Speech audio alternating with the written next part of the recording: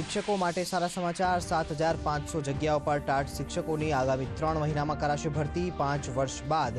કાયમી ધોરણે કરાશે નિમણૂક માધ્યમિક સરકારી શાળામાં 3,500 જગ્યાઓ પર તો ઉચ્ચતર માધ્યમિક શાળા માટે 4,000 જગ્યા ખાલી પર થશે ભરતી।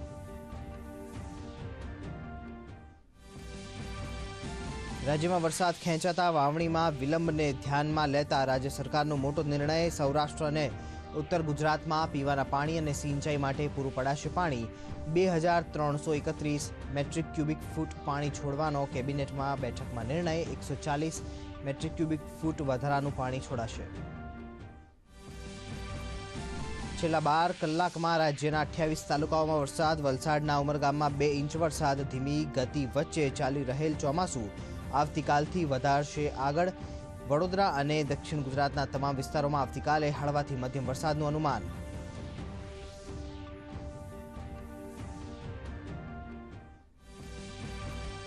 બનાસકાંઠાના સરહદી ગામ નાડાબેટમાં આંતરરાષ્ટ્રીય યોગ દિવસની કરાશે ઉજવણી રાજ્યભરમાં 8 મહાનગરપાલિકાઓ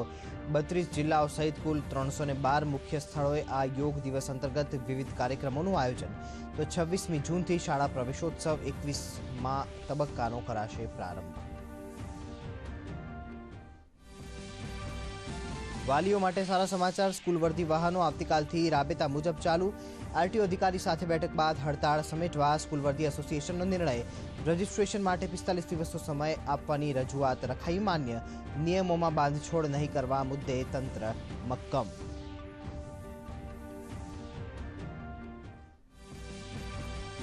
નીટ પરીક્ષામાં ગેરરીતિ મામલે સુપ્રીમ કોર્ટના આદેશ બાદ ફરી પરીક્ષા લેવા સરકાર પર વધ્યું દબાણ કોંગ્રેસ દ્વારા 21મી જૂને દેશવ્યાપી ધરણાની ચીમકી જૂઠા તથ્યો દર્શાવી પ્રજાને ગેરમાર્ગે દોરી રહેવાનો ભાજપનો આક્ષેપ।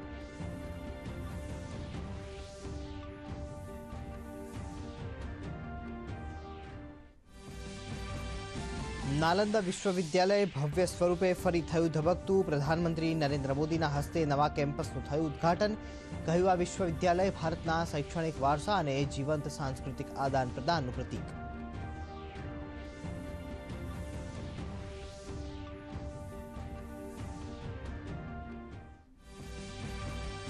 રશિયા અને ઉત્તર કોરિયા વચ્ચે થયો મોટો કરાર બંને દેશોમાંથી કોઈ એક દેશ પર પણ હુમલો થાય તો એકબીજાને મદદ કરવા સંમત રશિયાના રાષ્ટ્રપતિ પુતિનની ઉત્તર કોરિયાની મુલાકાત દરમિયાન બંને દેશો વચ્ચે સુરક્ષા વેપાર અને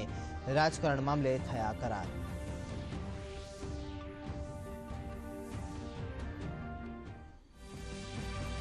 આજે વિશ્વ સિકલ સેલ દિવસ આનુવંશિક રક્ત વિકૃતિની બીમારી સામે મિશન મોડમાં કામ કરવા પીએમ મોદીએ દર્શાવી પ્રતિબદ્ધતા